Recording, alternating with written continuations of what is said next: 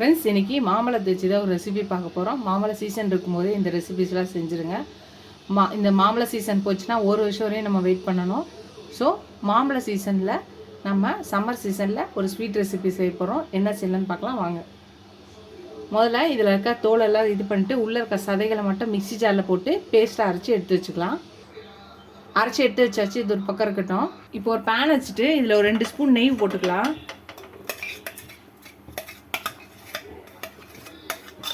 2 spoon நெய் போட்டாச்சு. இது நல்லா மெல்ட் ஆகட்டும். நெய் ஊற்றியாச்சு. இப்போ 1 கப்பு பால் பவுடர் போட்டுக்கலாம்.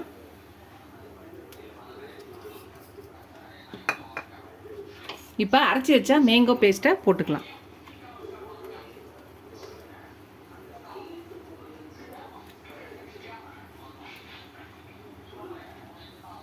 இப்போ நல்லா மிக்ஸ் பண்ணிக்கலாம். சர்க்கரை ஒரு 1/4 கப்பில் போட்டுக்கலாம். இதையும் சேர்த்து நல்லா மிக்ஸ் பண்ணிக்கலாம். எல்லாம் நல்லா மிக்ஸ் ஆகி இதாகட்டும். சர்க்கரை மெல்ட் ஆகி எல்லாம் ஒன்று திரண்டு வரணும். அது வரையும் நல்லா கலந்துக்கலாம். இப்போ இதில் வந்து ஏலக்காய் தூளை நசுக்கி போட்டுக்கலாம். இதையும் சேர்த்து நல்லா மிக்ஸ் பண்ணிக்கலாம். எல்லாம் ஒன்று திரண்டு வரணும். அது வரையும் நல்லா கிண்டிக்கலாம்.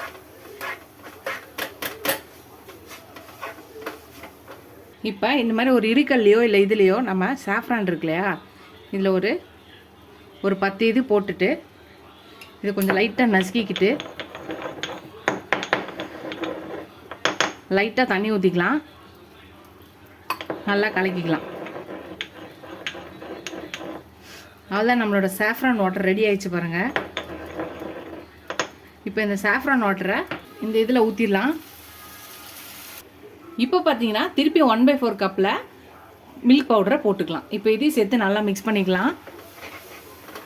அவ்வளோதான், எல்லா இதுவும் போட்டாச்சு. இதை நல்லா மிக்ஸ் பண்ணி கடாயில் ஒட்டாத வர மாதிரி கிண்டிக்கிட்டே இருக்க வேண்டியதான். நல்லா மிக்ஸ் பண்ணிக்கலாம்.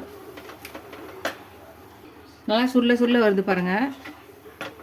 இந்த மாதிரி தான் வரணும். அப்போ தான் நம்மளோட இன்ஸ்டன்ட் மேங்கோ பீடா வந்து டக்குன்னு செஞ்சிடலாம். கரெக்டான பதத்துக்கு அப்போ தான் இருக்கும். கரெக்டான நம்ம பீடா செய்ய முடியும். இது மாதிரி நல்லா சுருள ஒன்றா ஒட்டாத வருது பாருங்கள். அவ்வளோதான், ரெடி ஆயிடுச்சு. இதை அடுப்பு ஆஃப் பண்ணிடலாம். இது கொஞ்சம் ஆறட்டும். இப்போ இதை நம்ம பட்டர் ஷீட்டில் போட்டுக்கலாம். நல்லா கடாயில் ஒட்டாமல் ஃபுல்லாக வந்துடுச்சு பாருங்கள். அவ்வளோதான். இதை நல்லா அப்படியே பட்டர் ஷீட்டில் போட்டு இது நல்லா இந்த மாதிரி இது பண்ணிக்கலாம். அப்புறம் இந்த மாதிரி சப்பாத்தி கட்டையில் சப்பாத்தி மாதிரி இதை திரட்டிக்கலாம்.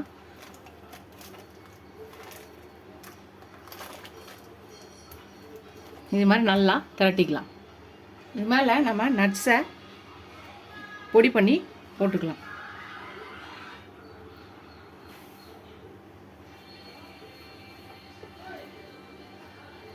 இப்போ மறுபடியும் இதை நம்ம நட்ஸை போட்டுட்டு இது மாதிரி இது பண்ணிக்கலாம். இந்த மாதிரி சின்ன கிண்ணமோ இல்லை டப்பாவோட மூடியோ வச்சு இந்த மாதிரி நம்ம கட் பண்ணிக்கலாம்.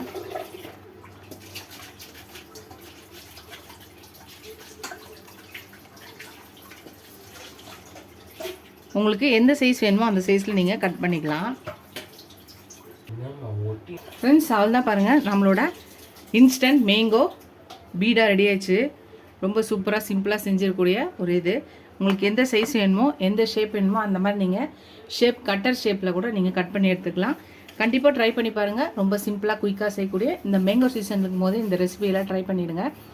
ட்ரை பண்ணி பார்த்துட்டு எப்படி இருக்கு சொல்லுங்கள். உங்கள் ஃப்ரெண்ட்ஸ்க்கு இந்த வீடியோ ஷேர் பண்ணி செஞ்சு பார்க்க சொல்லுங்கள். செஞ்சு பார்த்துட்டு எப்படி இருக்குன்னு சொல்லுங்கள்.